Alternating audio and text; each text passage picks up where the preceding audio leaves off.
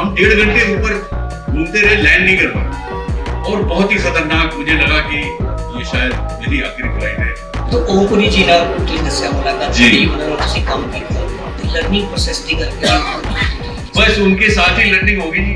जी उन्होंने बताया देख बेटा बैग ऐसे बनाते आप कितने भी बड़े कलाकार हो जाएं, कितने भी होनहार हो आप, अगर आप बदतमीज इंसान हैं तो आपकी कला थोड़ी सी छोटी हो जाती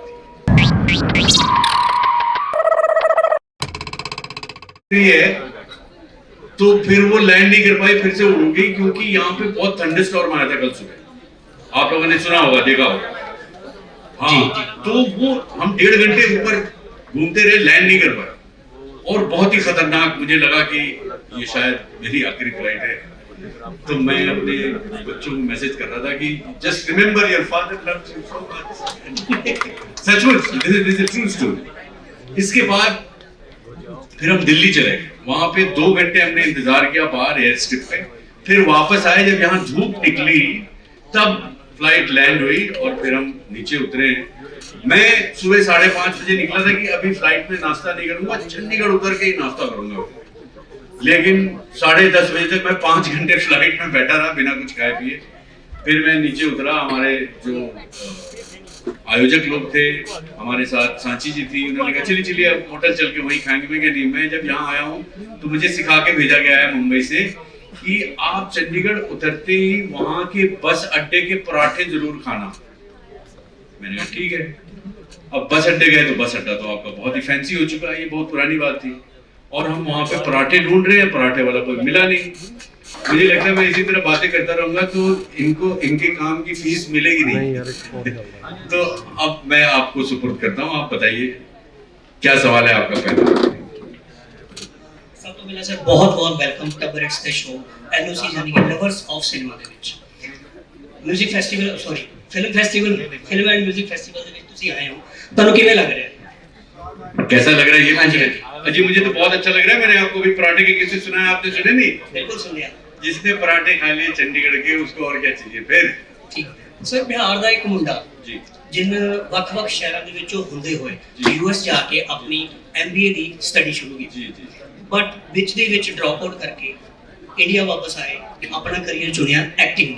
ਉਹਦੇ ਤੋਂ ਫਾਦਰ ਸਾਹਿਬ ਵੀ ਨਾਰਾਜ਼ ਸੀਗੇ, ਇੱਕ ਸਾਈਡ ਤੁਹਾਡਾ ਪਿਆਰ ਸੀਗਾ ਐਕਟਿੰਗ, ਦੂਸਰੀ ਤਰਫ ਆਪਾਂ ਕਹਿ ਲਈਏ ਕਿ ਫਾਦਰ ਸਾਹਿਬ ਦੀ ਨਾਰਾਜ਼ਗੀ ਸੀਗੀ।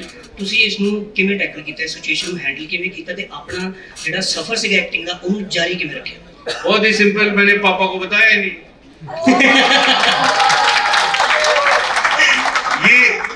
ये पुराना तरीका जो आज तक चल रहा है। आप पूछ सकते हैं किसी से कि अगर दिल की बात और जो जहन कहे उसकी बात करनी हो तो हम सब हमारे इतने स्टूडेंट बताएंगे कि पापा को बताना बहुत जरूरी नहीं है वाले। Yes, thank you very much. और हो जाने के बाद अगर उसका रिजल्ट अच्छा निकला तो फिर पापा को दिखा भी देना है, बता भी देना है जी। तो देखिए मेरे पिताजी पुलिस डिपार्टमेंट में थे, हम लोग मिडिल क्लास घराने के लोग थे। मुझे बाहर जाने का मौका मिला, एमबीए करने का मौका मिला, तो मेरे पिताजी भी सोच रहे थे ना कि भाई बाहर से कुछ पैसे कमा के लाएगा, अमेरिका गया है, अब वहां पे जाके ऐसी पढ़ाई कर रहा है जहाँ पैसे का कोई गारंटी नहीं है, तो अफसोस तो उनको हुआ ही होगा। जी जी। तो जब उनको बाद में पता भी चला तो मतलब ग्रेजुएशन के बाद बता दिया मैंने कि ऐसा ऐसा मैंने ड्रामा स्कूल कंप्लीट कर लिया है, तो मतलब नाराज होने के बजाय वो निराश ज्यादा हुए। उन्होंने पूछा कि अच्छा इससे कौन सी नौकरी मिलेगी तुम्हें? मैंने नौकरी का तो मुझे पक्का है नहीं। जी जी।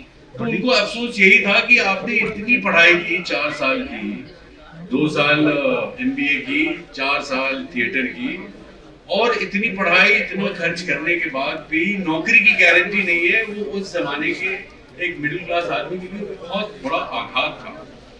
तो उनके लिए सबसे बड़ा दुख यही था कि ऐसी पढ़ाई की क्या फायदा, हाँ फायदा क्या है जब कोई जॉब की गारंटी नहीं जी।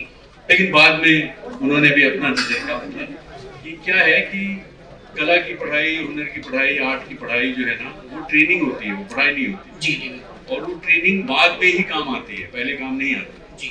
और उसकी नौकरी भी बहुत लोग कर सकते हैं, लेकिन वो जो कला आप अपने अंदर ढालते हैं उसका कोई मोल वैसे भी है नहीं जी।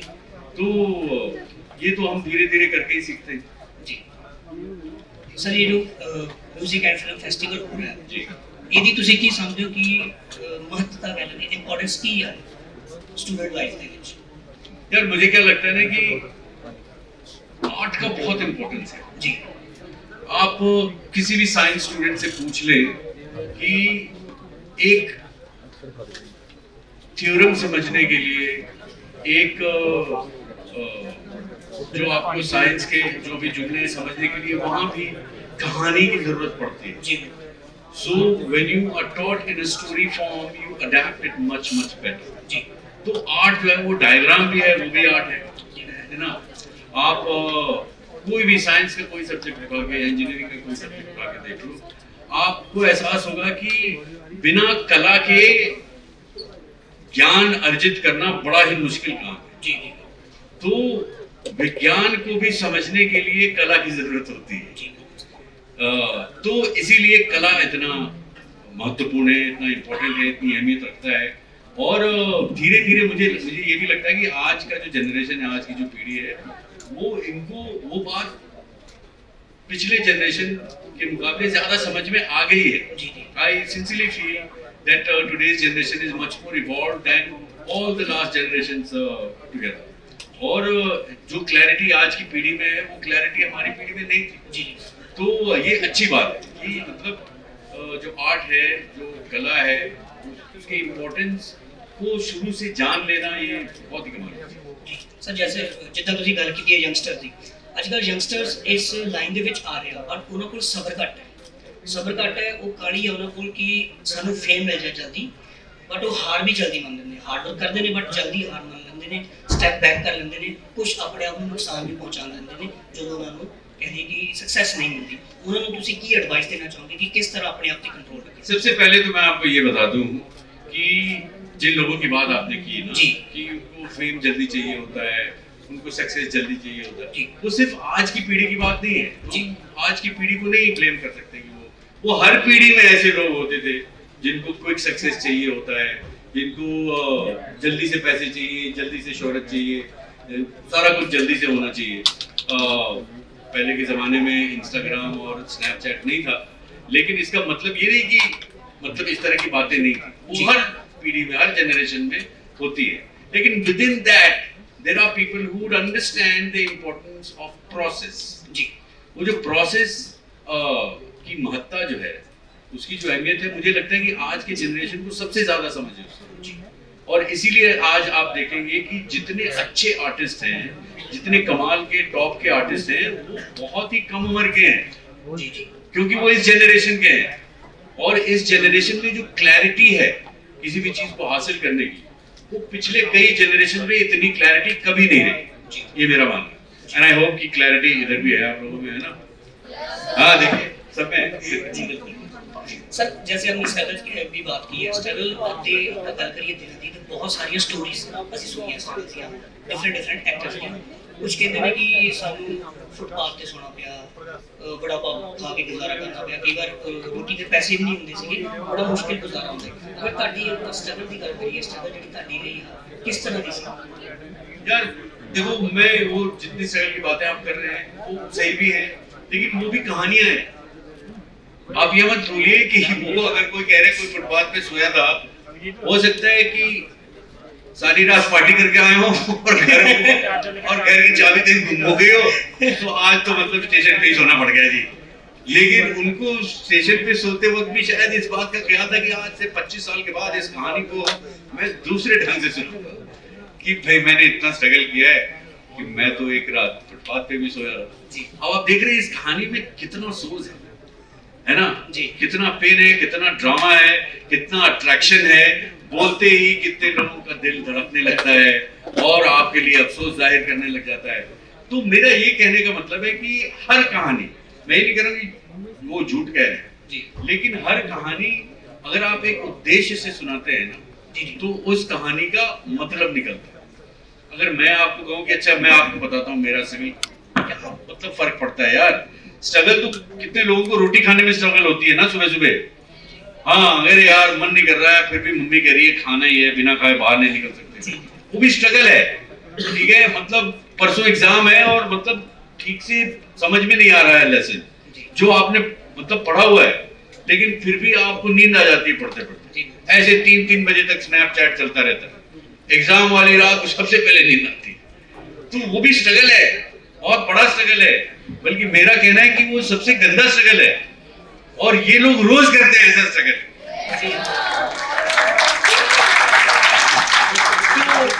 तो कंपैशन तो हर स्ट्रगल के लिए होना चाहिए ना, है ना। सारे स्ट्रगल को मतलब पिक्चर बना के बेचने की जरूरत नहीं है, कुछ स्ट्रगल समझने की भी जरूरत है। मेरे कहने का मतलब कि मेरे स्ट्रगल में ऐसी कोई कहानी नहीं है कि जिसको मतलब मैं भी बना के सुना सकता हूँ, लेकिन बात वो इम्पोर्टेंट नहीं है। जो इम्पोर्टेंट बात है वो ये है कि किसी भी चीज को करने में स्ट्रगल होगी, मतलब स्टार बनने में, नहीं बनने में, सिंगर बनने में, आर्टिस्ट बनने में, लेखक बनने में, डॉक्टर बनने में, इंजीनियर बनने में, लुक्खा बनने में, सब में स्ट्रगल है जी। और स्ट्रगल होके अगर आप गुजर के कुछ चीज हासिल करते हैं तो उसकी मिठास अलग है। सर जिस तरह ਤੁਸੀਂ ਬਹੁਤ ਸਾਰੀਆਂ ਮੂਵੀਜ਼ ਦੇ ਵਿੱਚ ਬਹੁਤ ਛੋਟੇ ਵੱਡੇ ਕਿਰਦਾਰ ਨਿਭਾਏ ਨੇ ਜਿਨ੍ਹਾਂ ਨੂੰ ਲੋਕਾਂ ਨੇ ਬਹੁਤ ਜ਼ਿਆਦਾ ਪਿਆਰ ਦਿੱਤਾ ਹੈ, ਕਦੀ ਇਸ ਤਰ੍ਹਾਂ ਹੋਇਆ ਕਿ ਕੋਈ ਕਿਰਦਾਰ ਤੁਹਾਡੇ ਉੱਤੇ ਹਾਵੀ ਹੋ ਗਿਆ, ਤੁਸੀਂ ਕਿਰਦਾਰ ਪਰਫਾਰਮ ਕੀਤਾ ਬਟ ਤੁਹਾਡੇ ਨਾਲ ਹੀ ਤੁਹਾਡੇ ਘਰ ਚਲਾ ਗਿਆ, ਤੁਹਾਡੇ ਉੱਤੇ ਪ੍ਰੈਸ਼ਰ ਬਣਿਆ ਉਸ ਕਿਰਦਾਰ ਤੋਂ ਬਾਹਰ ਨਿਕਲਣ? यार इस बारे में भी बहुत बातें हुई है कि एक एक्टर उस किरदार में ऐसा घुसा कि वहां से निकल ही नहीं पाया। तो मैं क्या करता हूँ ना कि जब कोई काम खत्म हो जाता है तो मैं 2-3 दिन बहुत अच्छी तरह नहाता हूँ जी, सारे मैल उतार लेता हूँ जी, ठीक है ना। इसके बाद वो किरदार समझ में नहीं आता है क्योंकि वो किरदार धुल के नाली में कहीं चला गया फिर जी। ये किरदार आपके ऊपर हावी हो गया है, ये कहना मतलब थोड़ा आर्टिफिशियल क्यों लगता है ये मैं बताता हूँ। ये मेथड एक्टिंग की बात है जिसको स्टैनिस्लॉवस्की साहब जो मॉस्को के थे, रशिया के थे, उन्होंने उसकी शुरुआत की थी।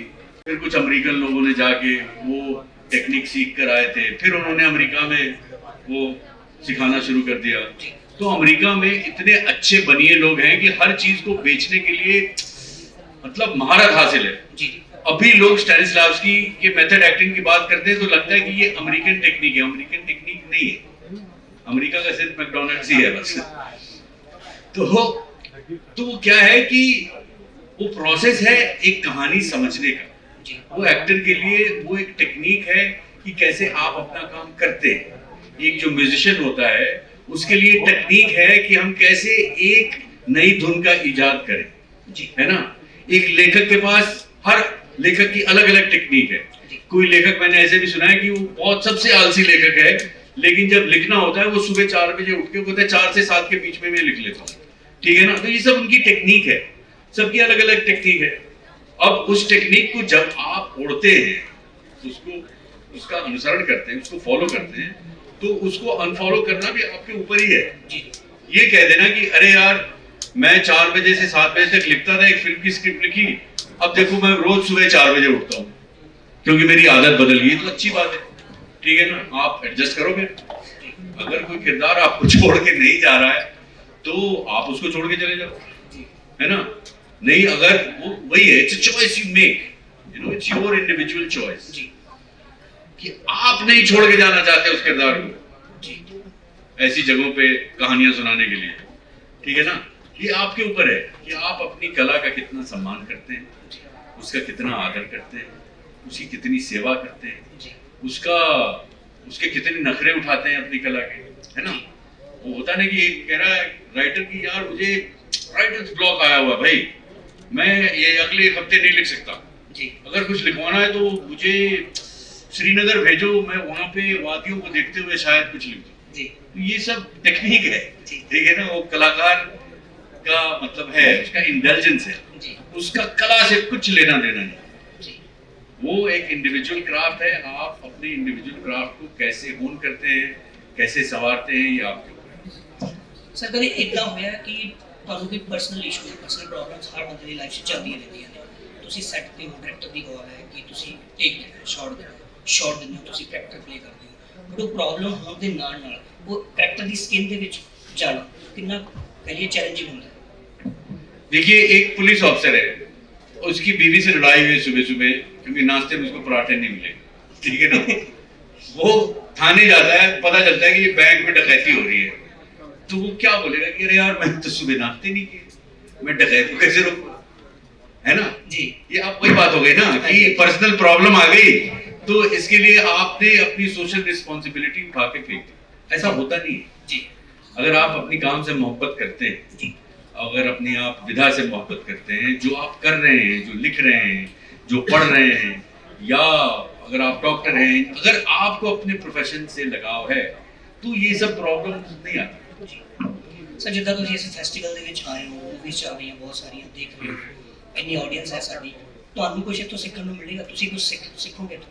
मैं कल से आया हूं, मैं कल से कितना सीख रहा हूँ यार, जी मैं बता रहा हूँ, मैं इतने लोगों से मिला, यंग लोगों से मिला, फिर हमारे जो ऑर्गेनाइजर साहब हैं उन्होंने इतना अच्छा मंच तैयार किया था कल पंजाबी फिल्म इंडस्ट्री के, एंटरटेनमेंट इंडस्ट्री के बड़े बड़े दिग्गज लोगों से मिला, हमारे कुछ पुराने दोस्त थे उन लोगों से मिला, तो मैंने आपसे सीखा, अभी हम लोग बैठ के बातें कर रहे थे, तो सीखने को तो रोज मिलता है। पंजाबी मूवीज देखते हो सर तुम? हाँ जी, मैंने पहली पंजाबी फिल्म कौन सी देखी थी मैं बताऊं? मेरे जीवन की पहली पंजाबी फिल्म थी चन्न परदेसी, और चन्न परदेसी देखने के बाद मतलब लक की बात है, बस मैं अपनी तारीफ नहीं कर रहा हूँ, उसके देखने के कुछ 6 महीने बाद मैं एक जगह ऑडिशन के लिए गया, और ऑडिशन में मुझे उस सीरीज का लीड रोल मिला, मेरा पहला काम था, लीड रोल मिला, मैं बहुत खुश हो गया कि यार लीड रोल मिल रहा है, लीड रोल मिल रहा है। अरे नहीं नहीं नहीं, ताली की बात ये नहीं है, अभी रुक जाओ, बड़े बेसब्र हो यार। तो लीड रोल मिला, फिर मैं डायरेक्टर से मिलने गया, उसके डायरेक्टर थे सागर सरहदी साहब। सागर सरहदी का नाम सुना होगा आपने, बहुत बड़े लेखक, उर्दू के बहुत बड़े लेखक, वो सरहद के रहने वाले थे, और उन्होंने एक फिल्म बनाई थी बाजार 80 के दशक, तो मैं उनका बहुत बड़ा फैन था, और वो इतने बड़े लेखक थे, बड़ी बड़ी फिल्मों के डायलॉग लिखे थे, यश चोपड़ा की सारी फिल्मों के डायलॉग लिखे थे, वो डायरेक्टर बन गए। तो मुझे पता चला कि ये तो डायरेक्ट कर रहे हैं, मैं तो और भी खुश हो गया। फिर मैं उनके प्रोड्यूसर से मिला, उनके प्रोड्यूसर थे गिरजा शंकर जी, तो मैं तो देख के अवाक रह गया, क्योंकि वो तो चन्न परदेसी में एक्टर थे। मैंने कहा अरे सर ये तो मेरा बड़ा सौभाग्य है। बोले कि सौभाग्य तो तुम्हारा क्या है, तुम्हें पता ही नहीं है विनय, तुम्हारे जो को एक्टर है ना सीरीज में, तुम लीड का रोल कर रहे हो, तुम्हारे जो पैरेलल लीड हैं वो पता है कौन है? मैंने कहा नहीं जी, कि वो ओमपुरी साहब। मैं तो मतलब गिर गया खुशी से, मतलब वो भी चन्न परदेसी। मैंने कहा ये सिर्फ चन्न परदेसी वालों के लिए ऑडिशन हो रही थी क्या? मैं भी तो, मैंने पिक्चर देखी थी कुछ 2-3 महीने पहले, मैं बहुत ही खुश था, और शिमला में इसकी शूटिंग शुरू हुई, और पहली बार मैंने ओमपुरी साहब के दीदार किए, तो मैं तो बस उनको देख ही रहा था, वो अपना काम किए जा रहे हैं, फिर लोगों ने परिचय कराया, ये नया लौंडा आया है, तो वो सागर सरहदी साहब, वो दोस्त थे, वो उनका मजाक उड़ाते हैं, किसको उठा के लाए हैं आप, ये तो कहने को बिहारी है, ये अमेरिकन एक्सेंट में बोलता है, लेकिन बहुत प्यार से उन्होंने। इसके बाद जो हमारी दोस्ती तब हुई ओमपुरी साहब के साथ, कि अरे तू वेजिटेरियन है, अरे कैसा एक्टर है, अच्छा तू शराब नहीं पीता, कैसा एक्टर है। मतलब वो रोज हमें कहते हैं तेरा ज्यादा चलने वाला है नहीं, बट प्यार बहुत करते थे। और वापस आके मुंबई में मुझे हर हफ्ते में एक बार फोन करेंगे, क्या कर रहा है तू? आज आलू बैंगन बना रहा हूं मैं, तू घर आ जा। और इतनी मोहब्बत उनकी जो थी, मुझे धीरे धीरे पता चला is large heartedness was because वो कहते हैं ना कि पंजाब के लोगों का दिल बहुत बड़ा होता है, तो he was the biggest hearted Punjabi I had ever met and experienced, and God rest his soul in peace. तो ये था मेरा पहला अनुभव। तो अब बताइए, जिसका पहला अनुभव ऐसा हो जी, फिर तो क्या उसके लिए बाकी सारे अनुभव ऐसे बस। तो ओमपुरी जी ਨਾਲ ਤੁਸੀਂ ਦੱਸਿਆ ਮੁਲਾਕਾਤ जी। ਹੋਈ, ਉਹਨਾਂ ਨਾਲ ਤੁਸੀਂ ਕੰਮ ਕੀਤਾ, ਤੇ ਲਰਨਿੰਗ ਪ੍ਰੋਸੈਸ ਦੀ ਗੱਲ ਕਰੀਏ, बस उनके साथ ही लर्निंग होगी जी। जी उन्होंने बताया देख बेटा पैग ऐसे बनाते बट जोक्स अपार्ट बहुत सीखा मैंने जी और सबसे बड़ी बात सीखी मैंने उनसे, सबसे बड़ी बात जी कि ठीक है क्राफ्ट ठीक है तुम्हारा, तुम 4 साल पढ़ाई करके आए हो वहां से, वो भी ठीक है तुम्हारा, और तुम्हें कैरेक्टर को समझने की तमीज है, तुम्हें कहानी पढ़ने की तमीज है, कहानी बताने की तमीज है, कहानी सुनाने की तमीज है, ये सब अच्छी बात है जी। अब तुम्हें एक्सपीरियंस चाहिए, तुम्हें सीखना बस एक चीज है कि अच्छा इंसान बनने की तमीज है कि नहीं। और वो बहुत बड़ी बात उन्होंने कही, तो हमें सिखाई भी कि ये मत भूलना कि आप कितने भी बड़े कलाकार हो जाए, कितने भी होनहार हो आप, अगर आप बदतमीज इंसान हैं तो आपकी कला थोड़ी सी छोटी हो जाती है। और अगर आप साधारण से टैलेंट के इंसान हैं, लेकिन अगर आप उदार दिल के हैं, अगर आप काइंड हैं, काइंड हार्टेड हैं, कंपैशनेट हैं, अपने से ज्यादा दूसरों के बारे में सोचते हैं, तो आपकी कला भी उभर कर आती है सामने। ये सीखा मैंने जी सर। जिद्दां ਤੁਸੀਂ अपनी रूम में गल कर रहे थे कि ਤੁਹਾਨੂੰ खड़े हुए लोग चंगे नहीं लगते जी, क्यों, रीजन? फिर भी देखिए 2 लोग खड़े हैं घूम रहे। सर आप बैठ के भी ले सकते हैं, ऐसी बात है नहीं, तो मेरे पे फोकस करने चाहिए आगे। वो दसो सर रीजन। नहीं, ये मतलब यही है कि क्या होता है ना कि हमारे यहाँ कई बार ऐसा होता है कि ये कुछ लोग आदर से भी करते हैं कि भाई मैं आपका आदर करता हूँ, आप आए तो मैं खड़ा हो गया जी, ये अच्छी बात है, सम्मान की बात है। लेकिन इसके बाद ये आपका भी तो दायित्व तो बनता है कि भाई हाँ ठीक है, आपने आदर दे दिया, अब आप भी बैठ जाओ यार, ठीक है ना। अगर मैं ये भूल जाऊं कि वो सम्मान के लिए खड़े हुए हैं और मैं सम्मान लेते जा रहा हूँ, तो उनका सारा सम्मान लेकर मैं खड़े होऊंगा, ऐसा थोड़ी है, ठीक है ना। तो सम्मान देने से ही सम्मान मिलता है, ऐसा जी। मुझे लोग मतलब सुन रहे हैं, कुछ लोग जमाइयां ले रहे हैं पीछे, लेकिन बात सुन जरूर रहे हैं हमारी, सच्ची बात। जमाइयां लेना ठीक है, ठीक है, नहीं madam ji, it's okay, it's okay to yawn यार, ऑफ कोर्स। सर अगर साउथ इंडियन सिनेमा की गल करिए, बड़ा अच्छा कंटेंट दे रहे हो, लोग बड़ा पसंद भी कर रहे हैं, ਤੇ बॉलीवुड ਦੇ ਵਿੱਚ अगर गल करिए कि ਸਾਡੇ ਕੋਲ राइटर्स नहीं है ਜਾਂ फिर राइटर्स ਨੂੰ मौका नहीं मिल रहा? ऐसा नहीं है यार, राइटर्स हैं। और आप तो ये बहुत ही गलत एक्टर से सवाल कर रहे हैं। मैं तो हमेशा छोटी फिल्में ही करता हूँ, मुझे बड़ी फिल्में करनी आती नहीं।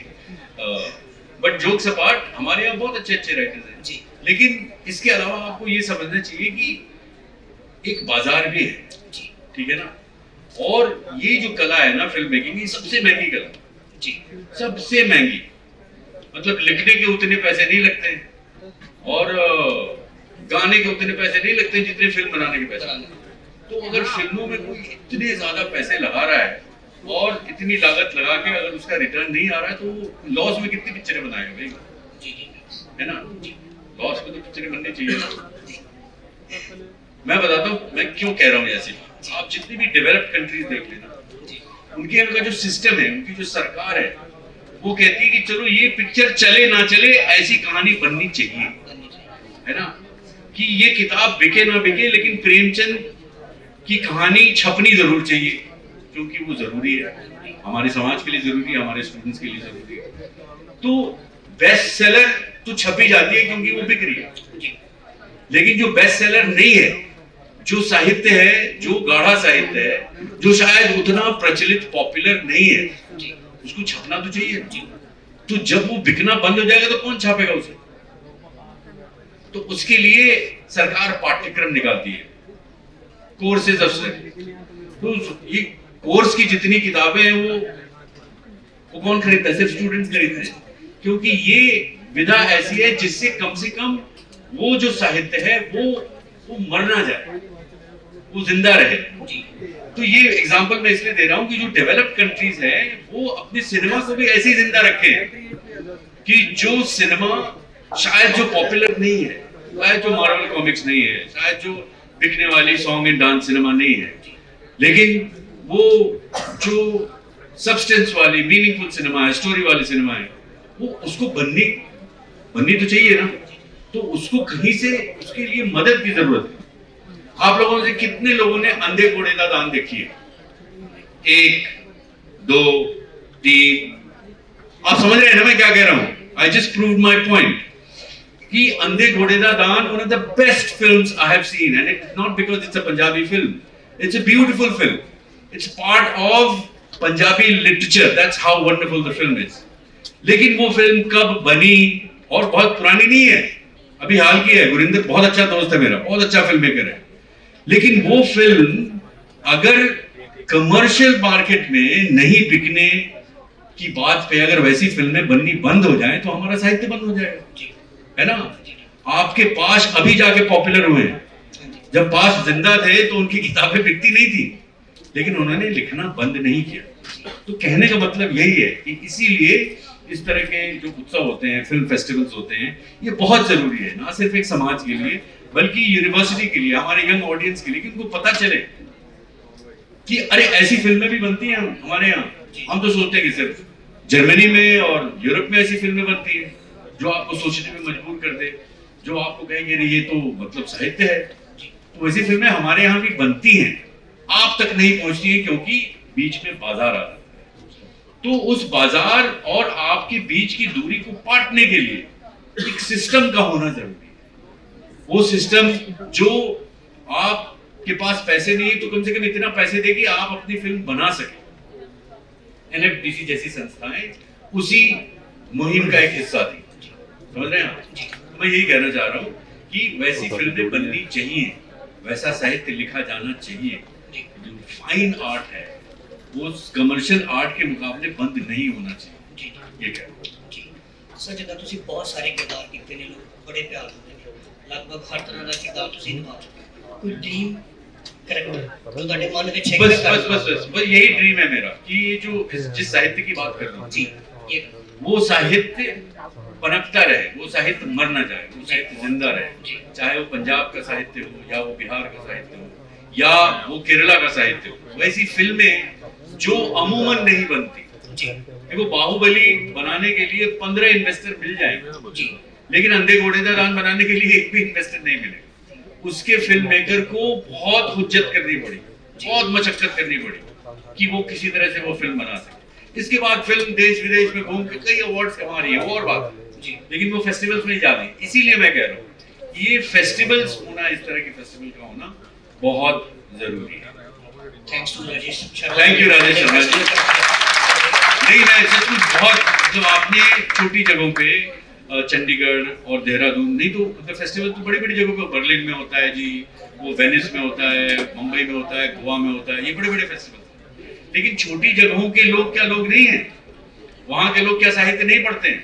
मैं छोटे शहर का हूँ सर, मैं मतलब अखबारों में पढ़ता था ना कि दिल्ली में फिल्म महोत्सव हो रहे हैं, वहाँ पे वो नाटक हो रहा है, मुंबई में अमजद खान साहब ने पृथ्वी में इस नाटक का मंचन किया, इसका समाचार पढ़ता था और मुझे अफसोस होता था कि अरे यार मैं छोटे जगह पैदा हुआ हूँ, अगर मैं भी मुंबई या दिल्ली में पैदा होता तो कम से कम मैं पैसे बचा के जाके टिकट खरीद के देख तो सकता था। मुझे पहले नहीं पता था कि वो आम टिकट है। पृथ्वी में, पृथ्वी थिएटर में अभी भी कोई भी जाके, क्योंकि उसके टिकट का प्राइस ज्यादा नहीं है, उन्होंने जानबूझ के ये रखा हुआ है कि हमारा आर्ट जो है, हमारी कला, हमारा हुनर जिंदा रहे, इसके लिए हम सबको मिलके कुछ करना पड़ेगा। उसके लिए हम सब चीज अगर मार्केट पे छोड़ देंगे तो सिर्फ मार्केट ही रह जाएगा फिर, है ना? तो थैंक यू वेरी मच, इनके लिए जोरदार ताली।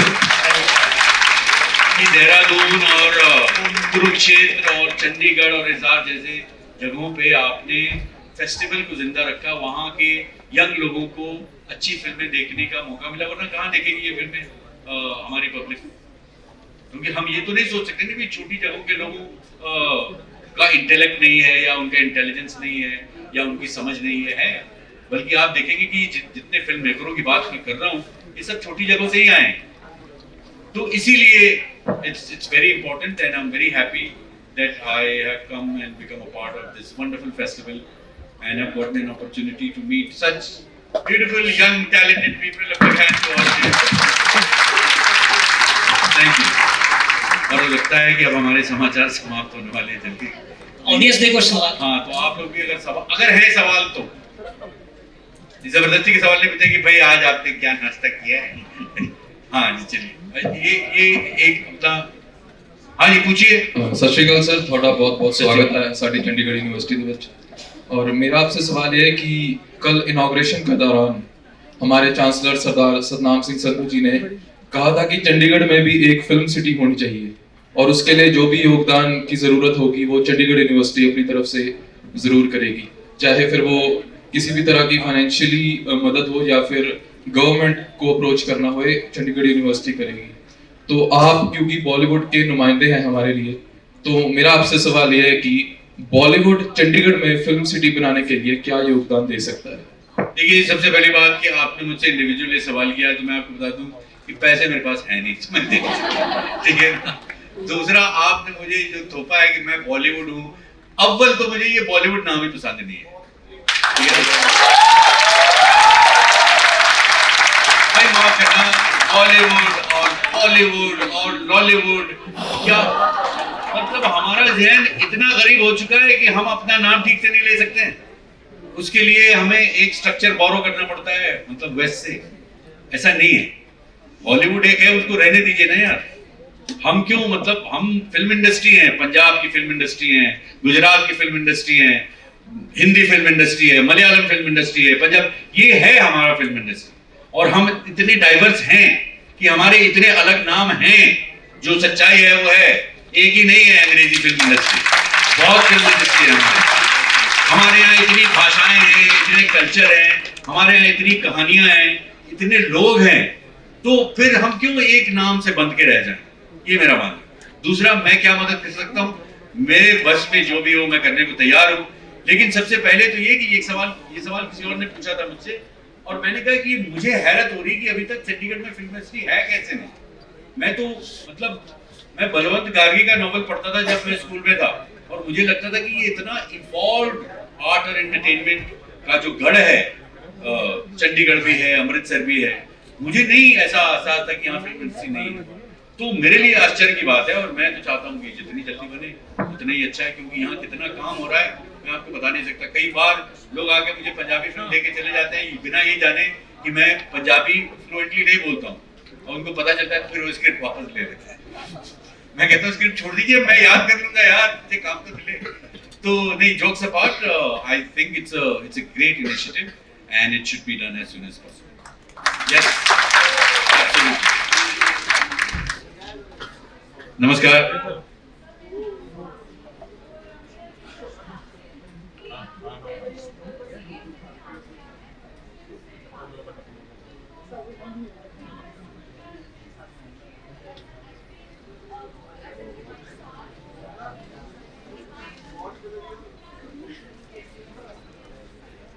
देखिए Suhasini ji, thank you for asking such an intelligent question. ये जो है ना कि जो डिफरेंस है वो डिफरेंस मंच का है, वो डिफरेंस कैमरे का है।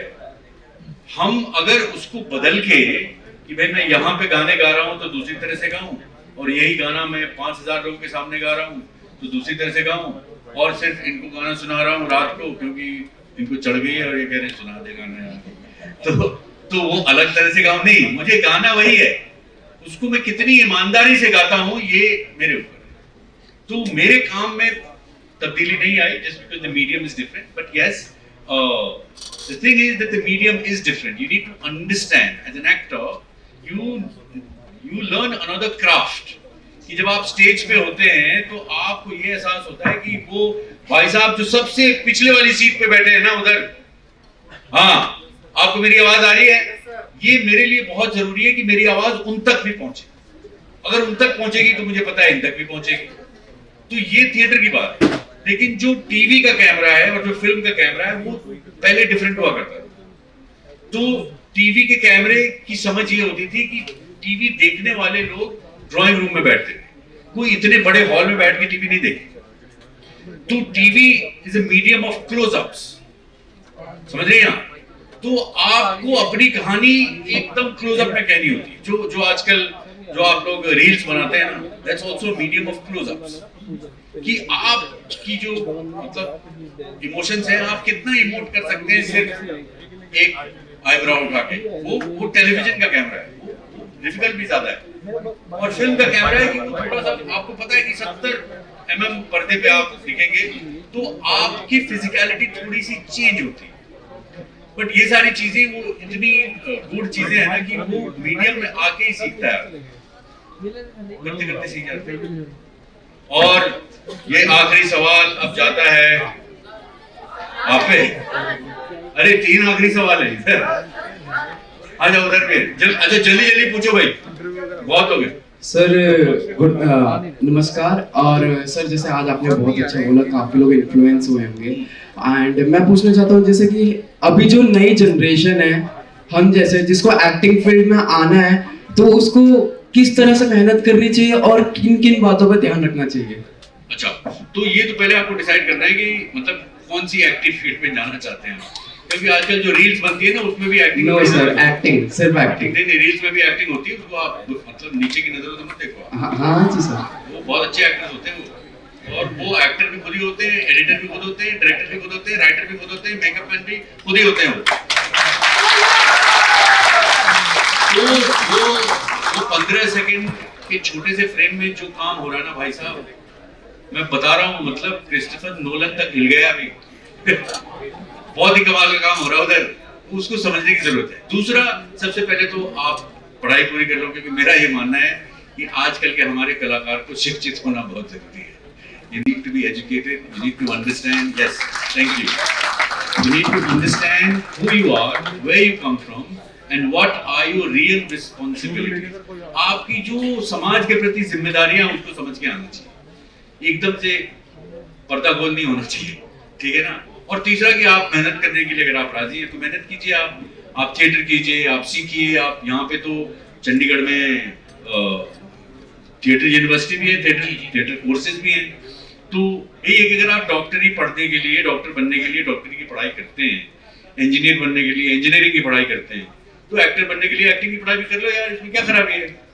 जल्दी तो कोई नहीं है ना, वहाँ पे शादी तो नहीं होने वाली ना कि ये एक्टर बनूंगा तभी मेरी शादी होगी, नहीं तो नहीं होगी। और ऐसा होगा तो भैया कभी नहीं होगी।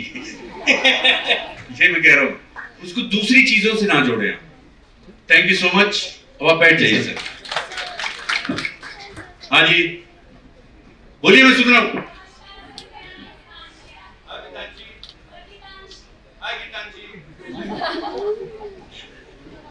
सर मेरा सवाल है कि आपने इतने सारे किरदार निभाए हैं, तो ऐसा कोई किरदार जो आपको लगा हो कि किसी दूसरे अभिनेता का, कि आपको लगा हो कि ओहो ये तो मुझे करना चाहिए था, मैं ज्यादा बेहतर कर लेता? यार मैं इतना डिससेटिस्फाइड एक्टर नहीं हूँ। अगर कोई दूसरा अच्छा काम कर रहा है तो ये हो कि अरे यार इनके ड्राइंग रूम में जो सोफा है ना, ये मेरे ड्राइंग रूम में होना चाहिए। भाई उनकी ड्राइंग रूम में सोफा दे रहा है तो अच्छी बात है, आप जाके उनके ड्राइंग रूम में बैठ के चाय पी लो एक दिन। उसको अपने घर लाना जरूरी है क्या? तो कोई भी अच्छा काम मैं देखता हूं तो मुझे बहुत खुशी होती है। तो मैं बैठ के मतलब जेलसी में नहीं होता कि अरे यार ये काम तो मुझे करना चाहिए था, है ना। ये नहीं हो सकता। आप अपना काम ही कर सकते हैं, दूसरे का काम छीनने की क्यों कोशिश कर रहे हैं आप? पिताजी ऐसा काम आप तो नहीं करती, दूसरे के नोट्स आप तो नहीं उड़ा लेते, दूसरे को दे देती हैं, वो भी गलत है। आपका नोट्स आपका है, आप उसको मतलब बांटा मत कीजिए, लोगों को मेहनत करने दीजिए, ठीक है ना। अपनी मेहनत खुद करें आप। थैंक यू गीता जी, बैठ जाइए आप। Thank you. हाँ जी, ये खड़ी हो चुकी है मैडम, वो भी खड़ी हो चुकी है। आप लोगों में आप देखो यार, आप लोग डिसाइड कर लो, या तो सिक्के फेंक के। लास्ट सवाल, last. She is very generous. आप कह रही है पहले वो पूछ लें, how kind she is. Thank her first. Okay, पूछिए। नमस्कार। आप निर्जला, बिना जल के। अरे यार ऐसा तो उपवास करते हैं एकादशी में, निर्जला एकादशी होती है, वो पानी नहीं पीते होते। कहिए निर्जला जी, बड़ा पावन नाम है आपका। Thank you sir. सर मेरा सवाल ये है कि जो आपकी लुका छुपी मूवी थी। अरे यार बाजार वाले सवाल लेकर आ गई। सर प्लीज सुनिए। सर उसका कंटेंट था कि आजकल की जो युवा पीढ़ी है वो लिव इन रिलेशनशिप में रहना चाहती है। जी, अच्छी बात है सर, अच्छी बात, बहुत अच्छी बात है।